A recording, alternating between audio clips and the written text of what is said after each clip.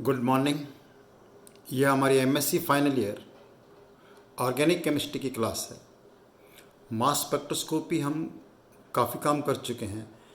आज मैं mass spectrometry में वो क्वेश्चंस और प्रॉब्लम्स आपको करवा रहा हूँ जो पिछले सालों में CSIR नेट एग्ज़ाम में पूछी गई हैं।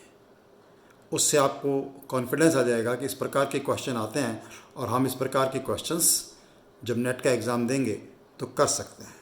तो चलो देखते हैं कौन कौन सी प्रॉब्लम्स पूछी गई हैं। जैसा कि मैंने पहले बताया, ज़्यादातर प्रॉब्लम्स जो आती हैं हमारे पास किस पे आती हैं, आइसोटॉपिक सिग्नल्स पे आती हैं, या फिर हमारे पास प्रॉब्लम आ जाती हैं मैकलफर्टी रीजन पे। ज़्यादातर क्वेश्चंस इन प्रॉब्लम्स में से पूछे जाते हैं। ओके, स्टार्ट करते हैं। देखिए, तो पहला जो प्रॉब्लम लिया है, देखो पहला question, among the following compound that gives base peak at M/Z72 in the mass spectrum, यानी M/Z72 में कौन सा कंपाउंड जो है वो बेस पीक देगा। ये क्वेश्चन पूछा गया था आपसे, दिसंबर 2070 एग्ज़ाम में पूछा गया क्वेश्चन है। अब जैसे ही क्वेश्चन देख के आपको पता चल गया होगा कि ये जो क्वेश्चन है किस पर है, मैकलफर्टी रीएजेंट पे क्वेश्चन है। This question is on McLafferty reagent. अब आपको ध्यान होना चाहिए कि मैकलफर्टी रीएजेंट में मैंने क्या समझाया था आपको कि इसके अंदर क्या होता है, ये अल्फ़ा, बीटा और गामा। गामा हाइड्रोजन होने बहुत ज़रूरी है, क्योंकि गामा हाइड्रोजन जो है, जैसे इस केस में हमारे पास 2 गामा हाइड्रोजन होंगे और ये गामा हाइड्रोजन जो है कहाँ शिफ्ट हो जाता है, गामा हाइड्रोजन शिफ्ट हो जाता है ऑक्सीजन पर, और अल्फ़ा और बीटा का बॉन्ड ब्रेक होता है। अल्फ़ा और बीटा के बीच में बॉन्ड ब्रेक होगा, ये इलेक्ट्रॉन पेयर इधर आ जाएगा, ये इलेक्ट्रॉन पेयर यहाँ आ जाएगा और ये इलेक्ट्रॉन पेयर यहाँ आ जाएगा। और नेचुरली पहला स्टेप तो जो मैंने दिखाया नहीं, यहाँ पर दिखाने की जरूरत नहीं थी, ये क्या बन जाएगा, कैटायन रेडिकल बन जाएगा। ओके, तो अब as a result of this, इससे ये वाला जो कंपाउंड है हमें क्या दे देगा, देखिए ध्यान से देखना,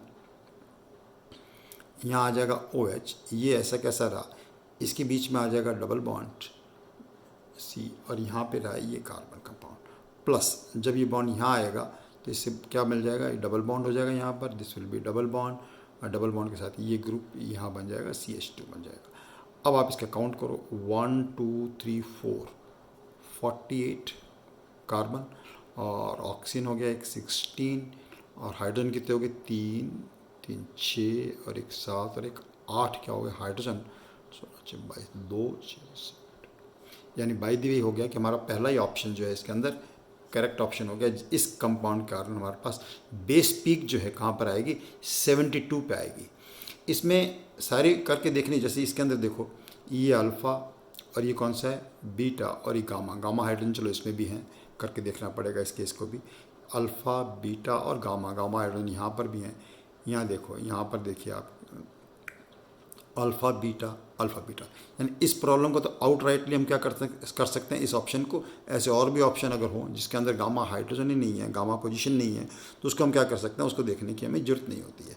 तो इस प्रकार से इस प्रकार का क्वेश्चन करते हैं, मैकलफर्टी रीजमेंट, क्वेश्चन ऑन मैकलफर्टी रीजमेंट। जब मैं समझा रहा था तब भी मैंने आपको प्रॉब्लम इस प्रकार की करके दिखाई थी। ओके, चलो नेक्स्ट प्रॉब्लम लेते हैं।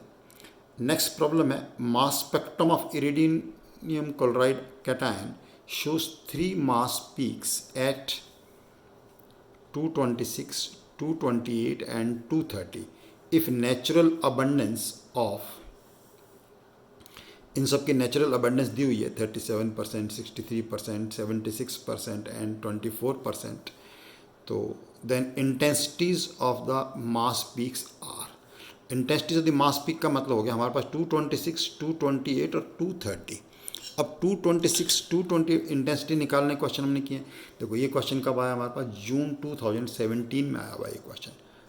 तो आइसोटॉपिक पीक पे काफ़ी क्वेश्चंस मिलते हैं। देखो कई बार आपने, मैं बहुत सारे एग्जांपल्स के करा चुका हूँ, देखिए ध्यान से। जैसे इस केस में 226, तो 226 इरिडियम क्लोराइड बनाना है तो क्या होगा, 191 और क्लोरीन 37 थोड़ी होंगे, 2 क्लोरीन 37, ये क्लोरीन 37 नहीं होगा, क्लोरीन 35 होगा ये,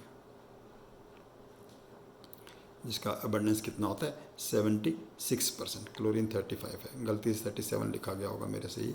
इरिडियम, तो अगर हमें 226 पे चाहिए तो 226 और 226 इसको करने का तरीका देखो, 220, तो 226 का मतलब क्या हो जाएगा, इरिडियम हमें कौन सा चाहिए हमारे पास, इरिडियम चाहिए 191 और क्लोरीन कौन सा चाहिए 35।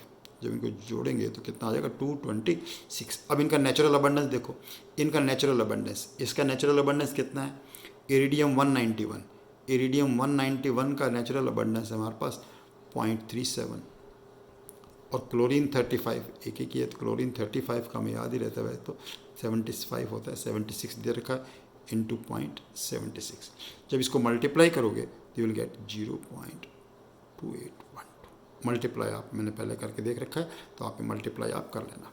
ओके, उसके बाद हमें चाहिए 228। अब 228 में देखो क्या पॉसिबिलिटी हो सकती है, एक तो हो सकता है कि इरिडियम तो 191 हो और क्लोरीन क्या हो 37, प्लस दूसरी पॉसिबिलिटी क्या हो सकती है कि इरिडियम क्या हो 193 हो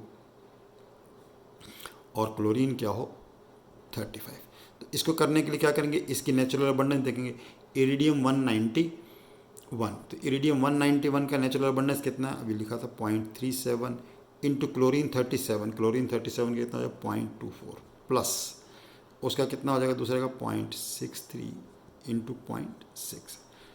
अब जब आप इनको मल्टीप्लाई करके, इन दोनों को मल्टीप्लाई करके ऐड करेंगे, ऐड करने पर यू विल गेट 0.56 आ जाएगा, कितना आ जाएगा 0.56। सिमिलरली अब हमें चाहिए 230, तो 230 में तो एक ही पॉसिबिलिटी है कि इरिडियम भी हमें कितना चाहिए 193 चाहिए और क्लोरीन भी कितना चाहिए 37 चाहिए।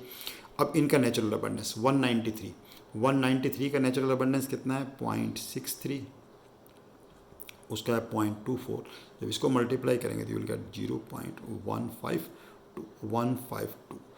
ओके, राउंड फिगर में देखते हैं तो 60 आया था, इन्होंने आंसर क्योंकि फ्रैक्शन में दे रखा है, तो फ्रैक्शन में देखने के लिए जो सबसे बड़ा 0.56 है उससे हमने इसको डिवाइड कर दिया, तो 0.2812 डिवाइडेड बाय 0.56 डिवाइडेड बाय 0.56 और फिर था 0.152 डिवाइडेड बाय 0.56। जब हम इसको डिवाइड करते हैं, डिवाइड करके आपको देखना होगा कितना आएगा 49.6 इस टू 100 इस टू 26 पॉइंट, मैंने डायरेक्ट रेशियो में लिख दिया, आएगा 0.496 आएगा, इसका 1 आ जाएगा और उसका रेशियो में कन्वर्ट कर दिया जिस फॉर्मेट में हमें आंसर दिया हुआ है। नॉर्मली इसका आंसर आपको ऐसे ही मिल सकता था हमारे को 2:4:1 राउंड फिगर में मिल जाते हैं, लेकिन यहाँ पर आंसर जो किस में दिया हुआ है, एग्जैक्ट फ्रैक्शन में दिया हुआ है, तो हम देखते हैं, देखो तो हमारा आंसर कौन सा करेक्ट हो गया 49.5:100:26.6। तो इस प्रकार से इसके अंदर ये वाला ऑप्शन क्या हो गया हमारे पास, सही हो गया। ओके, नेक्स्ट क्वेश्चन देखते हैं। नेक्स्ट क्वेश्चन पे आते हैं। In the mass spectrum of one two dichloroethane ratio of peaks at m/z 98, 100 and 102 one two dichloroethane. Okay, solve देखो ये क्वेश्चन कब आया हमारे पास, दिसंबर 2015 में आया हुआ क्वेश्चन है, आइसोटॉपिक सिग्नल का क्वेश्चन है। जैसे कि मैंने बार बार बताया मैक्सिमम क्वेश्चन इस पे आते हैं 1,2-डाइक्लोरोइथेन, तो 1,2-डाइक्लोरोइथेन इज दिस इज 1,2-डाइक्लोरोइथेन। अब क्लोरीन के हमारे पास दो आइसोटॉप्स होते हैं। क्लोरीन का आइसोटॉप एक कौन सा होता है हमारे पास, क्लोरीन 35 और दूसरा कौन सा होता है क्लोरीन 37। इसका अबंडेंस कितना है, नेचुरल अबंडेंस कितना है 0.75 और इसका कितना है 0.25 राउंड फिगर अपन ये ले सकते हैं। अब हमने देखा है कि क्लोरीन क्या ले रखा है इन्होंने, क्वेश्चन में दिया है हमारे को 98, इसके कारण कितना होगा 24 and 4 28, तो इस कारण से हो गया। तो दोनों क्लोरीन अगर 35 हो तो कितना होगा 98। तो 98 के लिए क्या चाहिए, इसको मैं नहीं लिख रहा, ये तो कॉमन है सबके अंदर, बोथ क्लोरीन, दोनों क्लोरीन हमारे पास कौन से होने चाहिए 35 and 35। इसका नेचुरल अबंडेंस कितना है 0.75 इंटू 0.75, तो इसका जो मल्टीप्लाई करेंगे यू विल गेट 0.56, ऊपर अपन ने किया ही था ये अपने पास 0.56 आ जाएगा जी। ओके, मल्टीप्लाई करने पर ये आ जाएगा। अब मान लो हम लेते हैं क्लोरीन 100 लेने के हमारे पास दो पॉसिबिलिटी हो सकती हैं, यानी दो मास हमें बढ़ाना है। तो एक तो कॉम्बिनेशन है कि एक क्लोरीन 35 और दूसरा क्लोरीन कौन सा हो 37, और दूसरा क्या हो जाएगा ये क्लोरीन 37 है और दूसरा क्लोरीन कौन सा है 35। तो इसको कैलकुलेट करने के लिए हमें क्या करना है 0.75 इंटू 0.25 प्लस 0.25 इंटू 0.75। जब इसको सॉल्व करेंगे यू विल गेट 0.375। इसका आंसर कितना है कि 0.375। और अगर हमें दोनों क्लोरीन लेने हैं 37 और ये क्लोरीन भी लेना है 37, तो हमारा कितना आंसर आ जाएगा 0.25 इंटू 0.25 हो जाएगा 0.0625। ओके, इसको ऐसे भी कर सकते थे। देखो वैसे इसकी फ्रैक्शन में मल्टीप्लाई नहीं करना हो तो बहुत राउंड फिगर में अगर आंसर हमारे पास ऑप्शन है तो उसका तरीका ये भी होता है। देखो कि इसको अपन क्या ले सकते थे, क्लोरीन इनका अबंडेंस इतना है तो इसका अबंडेंस कितना हो गया 3:1, तो 3:1 तो डायरेक्ट क्लोरीन 35, क्लोरीन 35, 3 इंटू 3 9, ये क्या हो जाता 3 इंटू 1 प्लस 1 इंटू 3 6, और ये कितना हो जाता हमारे पास 1 इंटू 1 इज इक्वल टू 1। तो हमारे पास डायरेक्ट आंसर कितना है 9:6:1। क्लोरीन के केस में ऐसे भी हम कर सकते थे इस प्रॉब्लम को। और वैसे हम फ्रैक्शन को सॉल्व करेंगे तब भी हमारे पास ये आ जाएगा 9:6:1। तो 9:6:1, this is the answer for this problem. इस प्रॉब्लम के लिए ये क्या हो गया, हमारा आंसर हो गया। Okay, this was the question which was asked in December 2015 net exam. Okay, let us take the next problems.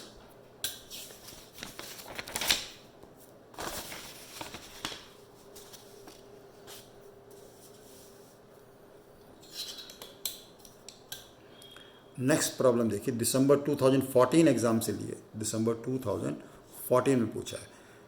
The mass of metastable ion produced due to decomposition of F1 plus ion in following mass fragmentation sequence is। Okay, diethyl phthalate था, diethyl phthalates का fragmentation किया तो F1 plus ion मिला 177/Z F+2 CO। तो question क्या पूछा हमारे से, the mass of metastable ion. Question क्या पूछा गया इसके अंदर कि मास ऑफ मेटास्टेबल आयन। अब ये जो मेटास्टेबल आयन है इसका मास हमें निकालना है, और इसके लिए देखो ये F1 177 था, तो ये CO का मॉलिक्यूलर वेट कितना हो गया 12 और 6 28। तो 177 में से 28 माइनस कर देंगे। देखो 177 में से 177 माइनस 28 तो कितना आ जाएगा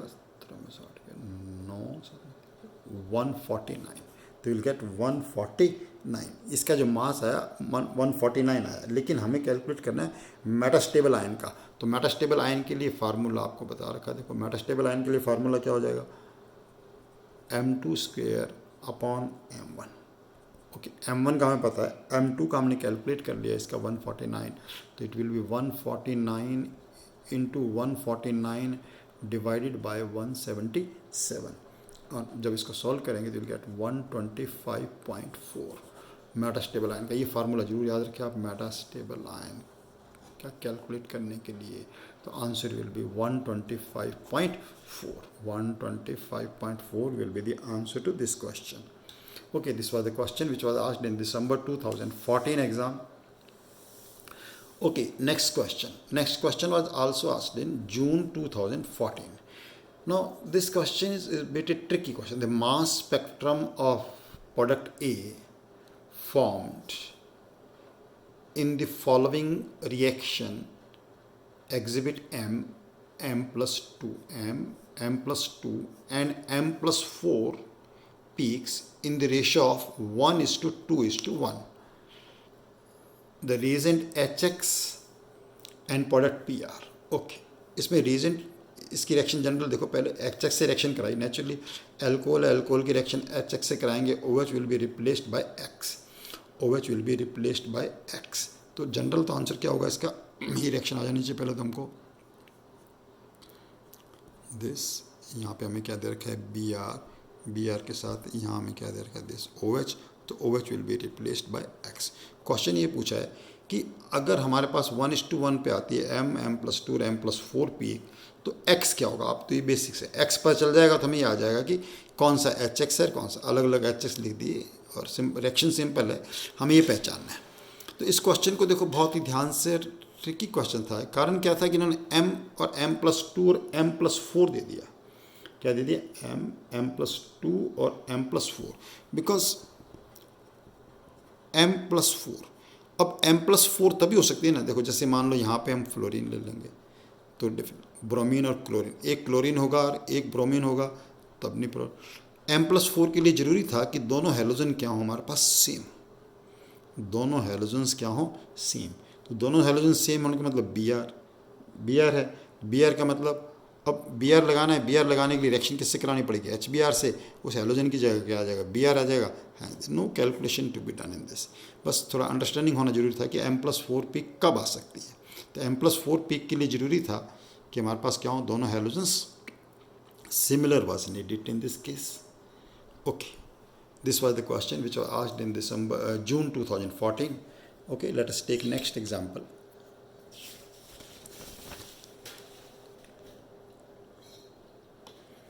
Now this is the question which is asked in June 2018 exam, कि mass spectrum of a compound shows M+2 ion peak that is about 4% of M plus. This indicates that compound has one. Okay, question समझना क्या था कि M और M+2 देते हैं peak, and compound shows an M+2 ion and that is about 4% of M plus, 4% of M plus, यानी 4%। अगर ये 100 है तो ये हमारे पास 4 है, ये इसके अंदर क्वेश्चन में दे रखा है। तो what can be the element present in this compound. तो इसको करने के लिए हमें क्या देखना होगा कि इनकी रिलेटिव अबंडेंस देखिए आप, रिलेटिव अबंडेंस में पता चलेगा। जैसे फ्लोरीन, अब फ्लोरीन तो हो नहीं सकता क्योंकि फ्लोरीन का तो एक ही आइसोटोप होता है 19, और उसकी रिलेटिव अबंडेंस कितनी, 100। relative abundance of fluorine is 100. Okay, now as far as chlorine है, क्लोरीन भी ऑप्शन है। क्लोरीन देखिए, अब क्लोरीन के कौन कौन से आइसोटोप होते हैं, 35 एंड 37। 35 एंड 37 है, तो 35 एंड 37 क्लोरीन का मतलब हो गया इसकी रिलेटिव अबंडेंस कितनी होती है, 75%। इसका कितना होता है, 25%। दैट इज अगर ये होता हमारे पास तो 3:1 रेशो चाहिए। रेशो कितनी होती है हमारे पास, 3:1 रेशो। ब्रोमीन का आपको ध्यान नहीं रहता है कि अगर दोनों ब्रोमीन के आइसोटोप हों और हमें M+2 लेना है तो उनका रेशो कितना आता है, 1:1 आता है, क्योंकि ऑलमोस्ट दोनों क्या होती हैं, बराबर बराबर होती हैं। ब्रोमीन दोनों किस रेशो में होती हैं, ऑलमोस्ट दे आर इक्वल। ठीक है, थोड़ा डिफरेंस होता है लेकिन अप्रॉक्सीमेटली क्या मान लेते हैं, इनको 1:1 मान लेते हैं। अब बचा हमारे पास क्या, सल्फर। इसका मतलब आंसर तो सल्फर हो ही गया, आंसर तो क्या हो गया, सल्फर।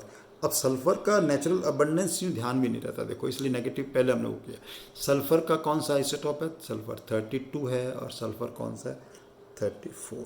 अब सल्फर 32 का रिलेटिव अबंडेंस कितना होता है, 94.9%, और इसका कितना होता है, 4%। तो 100 तो अप्रॉक्सीमेटली 4% आने के लिए एलिमेंट क्या इंडिकेट करता है, कौन सा होना चाहिए, सल्फर। और बाकी सब हमने नेगलेक्ट करके भी देख ली कि वो दूसरी चीज़ें पॉसिबल इसके अंदर नहीं है। तो ओके, इन क्वेश्चंस से करने के बाद आपको कॉन्फिडेंस आ जाएगा कि मास स्पेक्ट्रोमीट्री में जो भी क्वेश्चन आएगा उसको हम आसानी से कर देंगे। इन क्वेश्चंस को आप रिवाइज कर लीजिए, अपनी कॉपी में नोट्स बना लीजिए, and keep doing your work. Thank you very much.